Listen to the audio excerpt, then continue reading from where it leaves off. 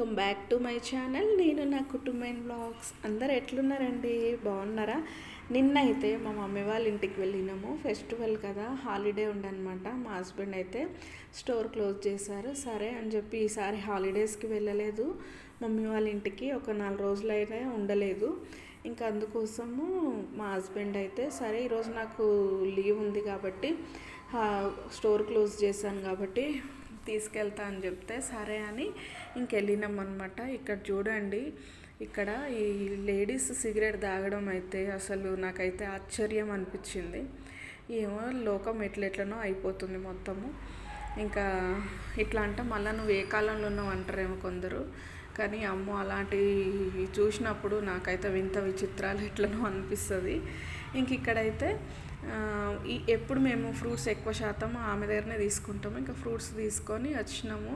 ఇది మా ప్లేస్లో చెట్లు చూడండి, మా మమ్మీ చూపిస్తుంది. పప్పాయాలు చూడు ఎంత మంచిగా అయినాయో అని అంటా ఉంది మా మమ్మీ అయితే. పప్పాయాలు చూడండి, అవి కాయలు కర్రీ పప్పు ఫ్రై చేస్తారు మా వాళ్ళు, భలే మంచిగా చేస్తారు. జామకాయ చెట్టు కూడా చిన్నగానే ఉంది కానీ కాయలు మాత్రం దొడ్డుగా మంచిగా పెద్దగా అవుతాయంట. జామకాయలు చాలా మంచిగా కాసాయి. డ్రాగన్ ఫ్రూట్ చెట్టు మా వదిన చిన్నప్పటి నుండి ఎప్పటి నుండో పెంచుతుంది. అది నేను ఇంతకుముందు వీడియోలో కూడా పెట్టినది, ఐడియా ఉండొచ్చు. ఇంతకుముందు చూసిన ప్లాంట్ ఏమో మా సిస్టర్ ఇచ్చింది, బంగారం స్టిచ్చింగ్ సిస్టరు. ఇంక ఇక్కడైతే పప్పాయస్ చూస్తున్నా నేను. అన్నీ చిన్న చిన్నగా ఇట్లా కాసినాయి. ఈ పప్పాయ చెట్టు పైన ఆకులు ఉంటాయి, కింద కాయలు కాస్తాయి. కొంచెం వెరైటీ అనిపిస్తుంది నాకు. చిన్న కాయ కింద పడింది. అక్కడ పాలకూర విత్తనాలు, తోటకూర విత్తనాలు, కొత్తిమీర విత్తనాలు ఇవన్నీ మా డాడీ వేసిండనమాట. గోంగూర చూడగానే పానం కొట్టుకుంటుంది. మంచిగా పుల్లగా మంచిగా వండుకొని తినాలని అనిపిస్తూ ఉంటుంది. ఇంకా నేనైతే ఒక లుక్ వేసేసి ఇంకా చూశాను. చూడండి, దొండకాయ చెట్టు ఇంతకుముందు బాగుండే, ఆకులన్నీ తీసేసి మళ్ళీ దాన్ని సెట్ చేసిండు మా డాడీ.